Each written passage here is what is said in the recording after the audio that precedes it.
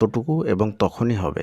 ভাগ্য বা তাকদির পরিবর্তন হয় শুধুমাত্র দোয়ার মাধ্যমে। তাই প্রচুর পরিমাণে দোয়া করুন। যে ভাগ্য পৃথিবী সৃষ্টির 50,000 বছর আগে লেখা হয়ে গিয়েছে, সেই ভাগ্য পরিবর্তন হয় দোয়ার মাধ্যমে। হতাশ হওয়ার কিছু নেই। শয়তান সবসময় আপনার অন্তরে অস্বস্তি দিবে, আপনাকে হতাশ করবে, আপনাকে নিরাশ করবে। কিন্তু আল্লাহ সুবহানাহু ওয়া তাআলা আমাদেরকে বলেছেন, তোমরা আমাকে ডাকো, আমি তোমাদের ডাকে সাড়া দেব। তাই আমাদের কাজ আল্লাহ সুবহানাহু ওয়া তাআলাকে ডাকা, আল্লাহর কাছে দোয়া করা, বেশি বেশি দোয়া করা, বেশি বেশি কান্নাকাটি করা, বেশি বেশি আমল করা, বেশি বেশি ইস্তিগফার করা, বেশি বেশি দরুদ শরীফ পড়া, দোয়া ইউনুস পড়া, লা হাওলা ওয়ালা কুওয়াতা ইল্লা বিল্লাহ পড়া। কারণ এর বাইরে আমরা কিছুই করতে পারবো না। আমরা যতই হতাশ হই না কেন, যতই টেনশন করি না কেন, যত যাই করি না কেন, আমাদের কিছুই করার নেই। মুমিন হিসেবে আমাদের উচিত আল্লাহর উপর ঈমান রাখা, আল্লাহর উপর ভরসা করা এবং আমাদের তাকদিরের ভালো মন্দের উপরে বিশ্বাস করা। এবং আমাদের সামনে যে কাজটা আছে, সেই কাজটা সঠিকভাবে, সঠিক নিয়মে এবং সঠিক সময়ে করা। আপনি আপনার কাজটা করুন, আপনি সবচাইতে ভালো করে আপনার কাজটা করার